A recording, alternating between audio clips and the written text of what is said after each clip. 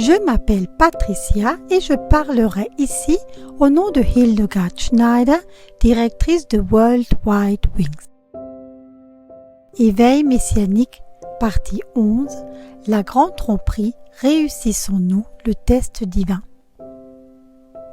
L'épisode d'aujourd'hui traitera des événements de la fin des temps. 11e partie, la grande tromperie, réussissons-nous le test divin. Vous connaissez certainement le fait que dans les conversations avec les fidèles, on entend souvent dire « Je vois les choses ainsi ». Un frère m'a justement raconté ces jours-ci qu'il avait été invité à un barbecue chez des frères et sœurs croyants et qu'il y avait du porc. En discutant avec l'hôte sur le fait que la parole d'Élohim nous instruisait de ne pas manger de porc, celui-ci a rétorqué qu'il voyait les choses différemment. Certainement, à mon avis, sur la base d'une interprétation erronée de la déclaration suivante de Yeshua dans la Brit Hadasha. Il leur dit « Vous aussi, vous êtes donc sans intelligence? Ne comprenez-vous pas que rien de ce qui, de l'extérieur, entre dans l'homme ne peut le rendre impur? En effet, cela n'entre pas dans son cœur, mais dans son ventre, puis est évacué dans les toilettes. Il déclarait ainsi que tous les aliments sont purs. Il dit encore, c'est ce qui sort de l'homme qui le rend impur. Marc 7, versets 18 à 20. Pour comprendre cette déclaration, il faut savoir que les animaux impurs, tels que déclarés dans la Torah, n'ont jamais été considérés comme des aliments. Pour expliquer cela, prenons l'exemple de la Chine. On y consomme par exemple de la viande de chien, mais cette viande ne serait jamais considérée comme un aliment chez nous. Cet exemple d'enseignement erroné montre bien si la base, le fondement, l'enseignement de la Torah fait défaut. Et nous vivons maintenant dans une période de l'histoire du salut où Elohim rétablit ce manque d'enseignement de la Torah.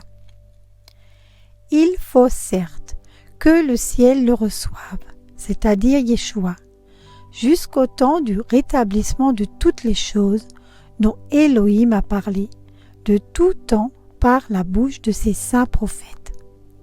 Acte 3, verset 21.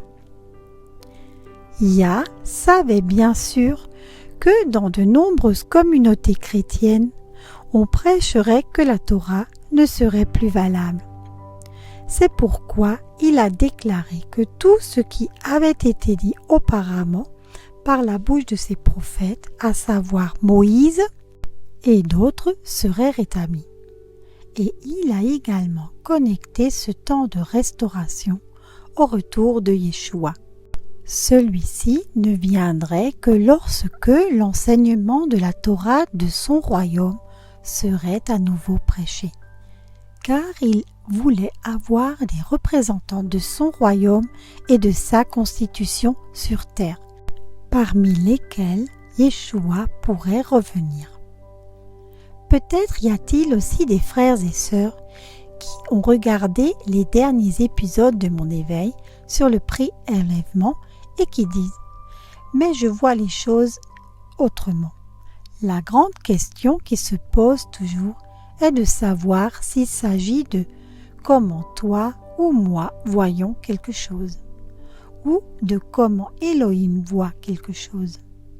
Elohim a fait dire clairement à Moïse « Car si vous observez fidèlement tout ce commandement que je vous ordonne de faire, en aimant Yah votre Elohim, en marchant dans toutes ses voies et en vous attachant à lui. » Deutéronome 11, verset 26.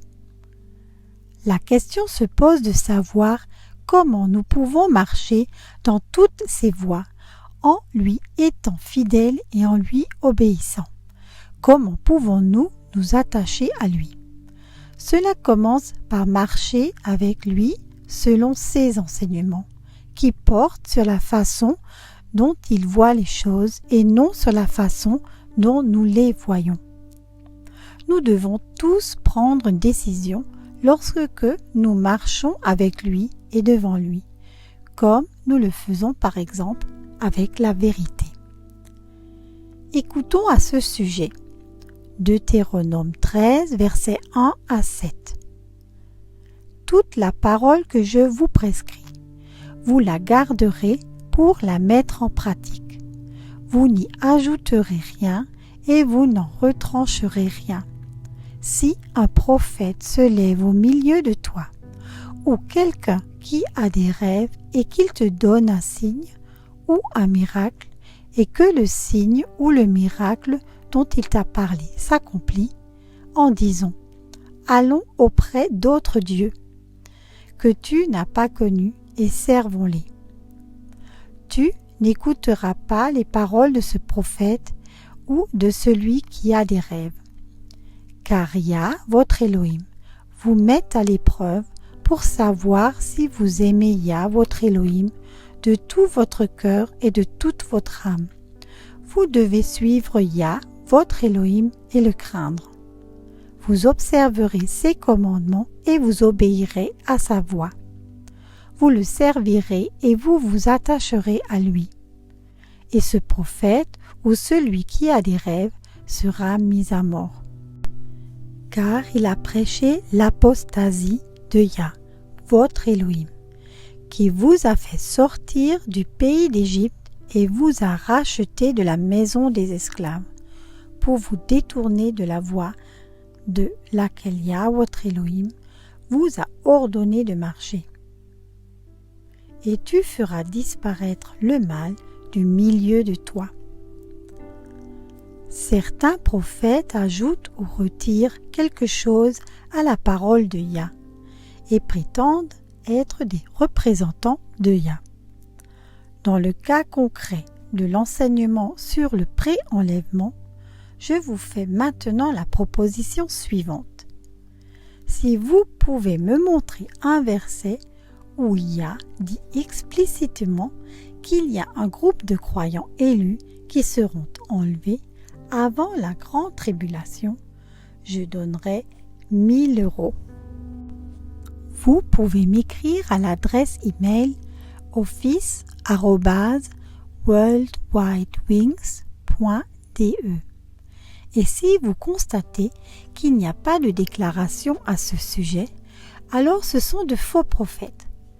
Comment traitons-nous la vérité? Cette question est importante car Yah nous met à l'épreuve pour savoir si nous aimons Yah, notre Elohim, de tout notre cœur et de toute notre âme. Deutéronome 13, verset 4. Votre fréquentation de faux prophètes est un test de Yah pour voir si vous l'aimez plus que leurs mensonges. Peu importe que ces prophètes accomplissent des signes et des miracles, comme nous l'avons entendu dans Deutéronome 13, il faut que les enseignements de prophètes soient fondés sur la Torah, c'est-à-dire qu'ils prêchent Moïse. Et le modèle de jugement est Yeshua HaMashiach lui-même. Il a fait beaucoup de signes et de miracles, mais s'il avait prêché ne serait-ce qu'une seule fois contre ce que Moïse avait dit, Yeshua aurait été qualifié de faux prophète ou de faux messie sur la base du passage de Deutéronome 13 mentionné. Car tout prophète ou toute personne ayant eu des rêves d'Élohim devrait être cohérent avec ce que Moïse a annoncé. Pouvez-vous voir combien de croyants et de dénominations chrétiennes sont complètement à côté de la plaque en déclarant que Jésus est le Messie, mais qu'il enseigne d'autres choses que Moïse? Mais comment le justifie-t-il? Il ne s'agit plus de la façon dont Elohim voit les choses, mais de la façon dont il les voit. En discutant avec un croyant sur le Shabbat et le dimanche, Celui-ci m'a répondu, pour nous, le dimanche est le jour de repos.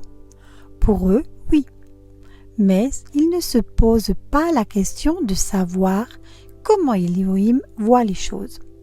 Toute la Bible, depuis l'histoire de la création jusqu'à la Brit Hadasha, traite dans de nombreux passages le Shabbat. Il n'y en a pas sur le dimanche, le premier jour de la semaine, sauf un, mal traduit, sur le jour de la résurrection de Yeshua. Là, on a traduit dimanche, mais le grec dit Shabbaton. La grande question qui se pose et à laquelle chacun doit personnellement répondre, est-ce que j'aime la vérité d'Elohim plus que les enseignements et les statuts faits par les hommes? Prenez garde que personne ne vous prive, par une philosophie et une séduction lâche, de la doctrine des hommes et des ordonnances du monde, et non du Messie. Colossiens 2, verset 8. Yeshua dit en Marc 7, versets 8 à 9. Vous abandonnez le commandement d'Elohim et vous retenez la tradition des hommes. Et il leur dit, vous annulez parfaitement le commandement d'Elohim afin de garder votre tradition. Nous devons être conscients, sur la base du passage biblique de Deutéronome 13, que Yah nous teste toujours sur la manière dont nous traitons les enseignements autres que les siens. Si l'enseignement d'une Église qui n'est pas en accord avec sa parole est considéré comme supérieur à la parole de Yah, ou si l'on suit un prophète qui, de toute évidence, raconte des enseignements qui ne sont pas en accord avec Yah, ceux qui s'y accrochent échouent le test. Paul avertit dans 2 Thessaloniciens 2 verset 11, et c'est pourquoi Elohim leur envoie une puissance efficace d'égarement pour qu'ils croient au mensonge, afin que soient jugés tous ceux qui n'ont pas cru en la vérité, mais qui ont pris plaisir à l'injustice. La force de l'erreur est une force très efficace. Paul avertit. Mais nous, vous prions, frères, à cause de l'avènement de notre Seigneur Yeshua Mashiach et de notre union avec lui, de ne pas vous laisser promptement ébranler dans votre esprit, ni effrayé, ni par l'esprit, ni par la parole, ni par la lettre, comme s'il était de nous, comme si le jour du Seigneur était là, que personne ne vous séduise d'aucune manière. 2 Thessaloniciens 2, versets 1 à 2. Mais Paul n'est pas le seul à mettre en garde contre cette force de séduction très efficace dans le contexte du retour de Yeshua Mashiach. Yeshua lui-même met en garde dans son discours sur la fin des temps. Matthieu 24, versets 10 à 13. Alors beaucoup tomberont et se livreront les uns aux autres et se haïront les uns les autres. Et beaucoup de faux prophètes s'élèveront et séduiront beaucoup. Et parce que l'anarchie abondera, l'amour du plus grand nombre se refroidira. Mais celui qui persévérera jusqu'à la fin sera sauvé. La séduction en rapport avec le retour de Yeshua réside dans la doctrine du pré-enlèvement. En quoi d'autres pourraient-elles résider? Ce sont les faux prophètes, tels que décrits dans Deutéronome 13, qui ajoutent quelque chose à l'enseignement de Yah. Et il est intéressant de noter que Yeshua mentionne l'anarchie dans ce contexte. Le terme exact serait l'impiété de la Torah. C'est parce que l'iniquité de la Torah est excessive que les faux prophètes prolifèrent. Mais alors, que dit encore Yeshua dans ce contexte? Celui qui persévère jusqu'à la fin sera sauvé.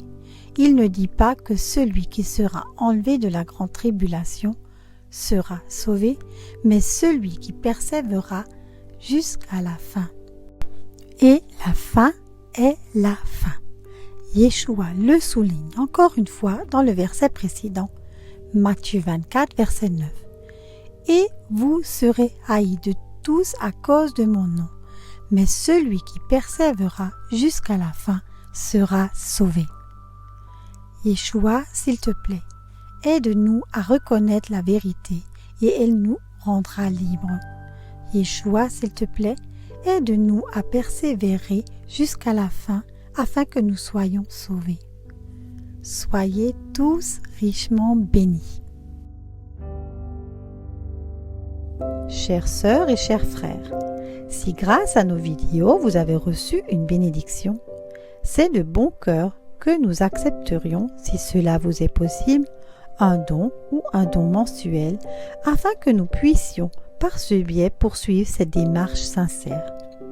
Vous trouverez ci-dessous nos coordonnées bancaires, IBAN et BIC. Veuillez indiquer Éveil Messianique dans l'énoncé du virement. Un grand merci et likez avec votre abonnement. Soyez tous richement bénis. Je vous remercie pour votre écoute et vous invite à nous rejoindre sur Facebook Éveil Messianique.